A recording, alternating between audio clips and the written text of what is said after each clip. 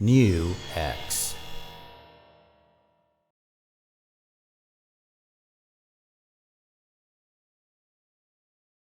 So now we will start to talk about the QuickTone editor. So firstly, you visit our product page, the MG300, and you click the support.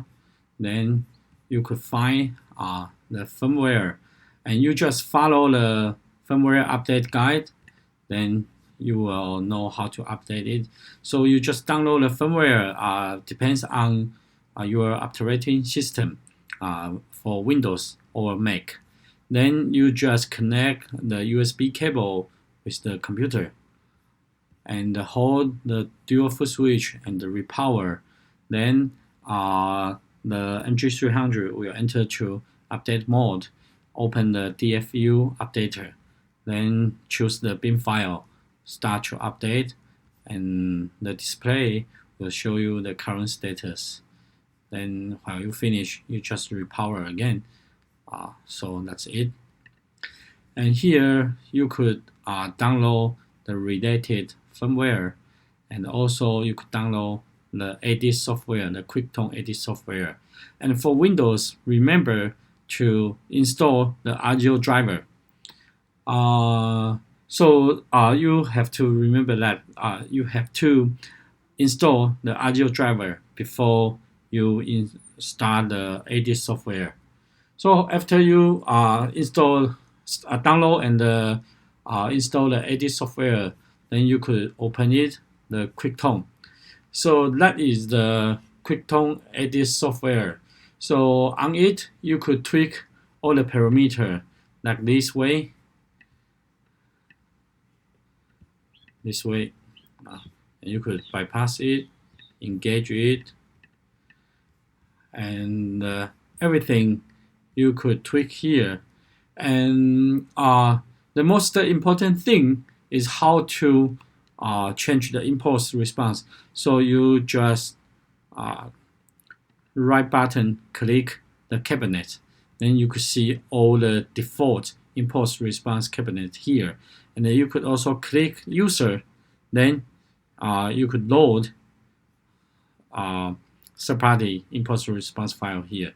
So you just click the import, then you could choose the impulse response and load it. Here we offer you the level parameter, because we understand that for some sephardi impulse response, maybe the volume is not suitable for the setting. So you could adjust the volume here. Then the other thing is about, for some parameter, we already talked about that you could change the priority. So it's something like this. So you could tweak it in this way. So that's it. And after you adjust the sound, you could use the USB audio stream here. So you could set up the recording level, playback level. The most important thing is about the routing mode.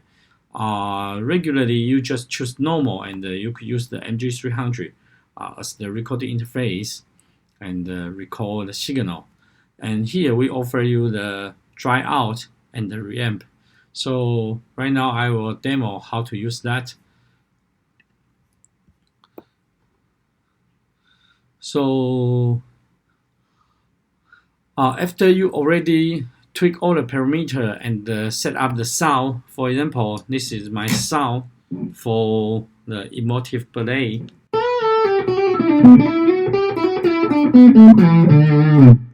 So I will use it to record something. So here I use the Logic Pro.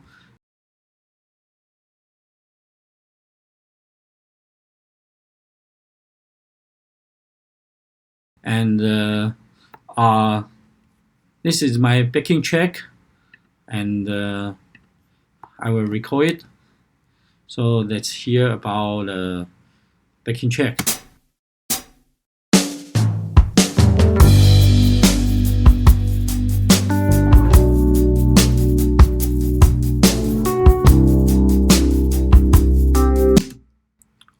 So this is my sound, and I set up the USB audio stream. So I just choose the normal.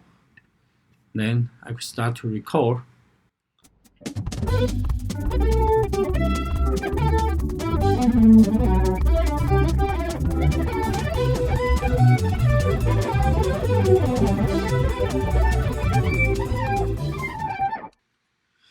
Okay, so let's hear about the sound.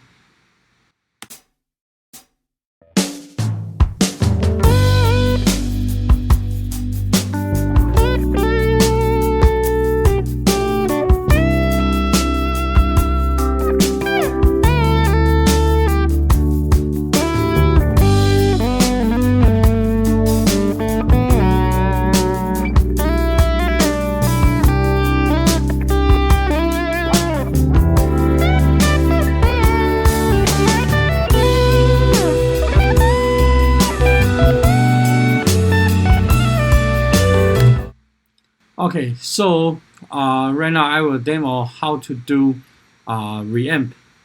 But before you start to reamp, the first thing is you have to record the dry signal. So I choose the dry out. Then here I already open check, and it mainly to record the dry signal. So right now I choose to record on the dry signal check. So let's do it.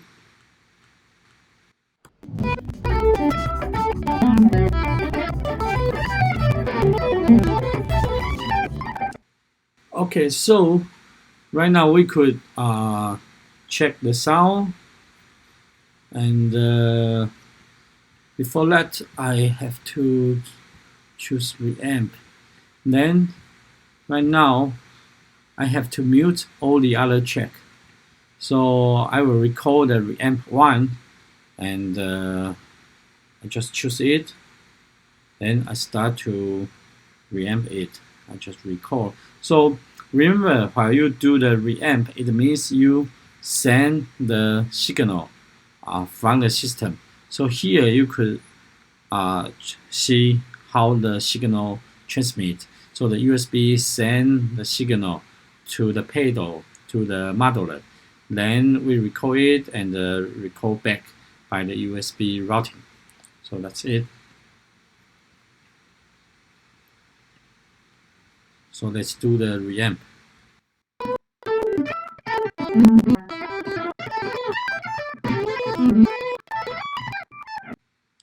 So this is my reamp 1 check, and if I want to reamp another check, I just open another check. So maybe I name it as reamp 2. So I could choose the page I want. So maybe let's check it out. Maybe let's choose the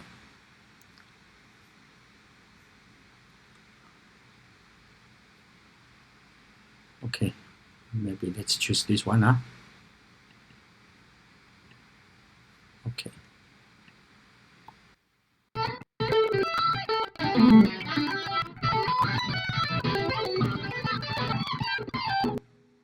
Okay, so right now let's check the sound. Which one do you prefer? So before you start to do the sound check, remember to go back to normal. Okay, so let's check the sound. So this is my reamp 1, and I play the backing check. Let's hear.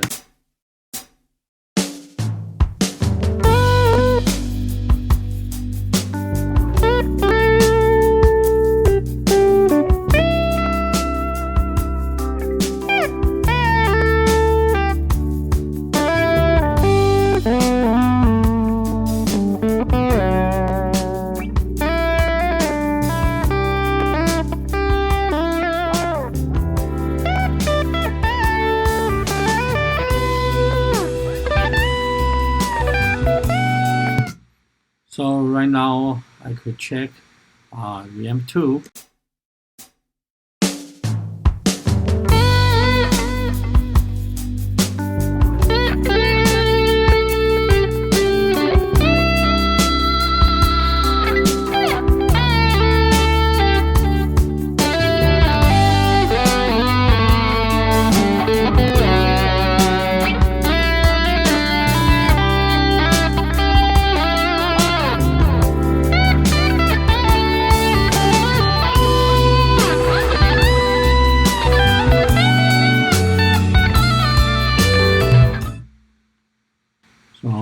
also check the original wave signal. Which one do you prefer?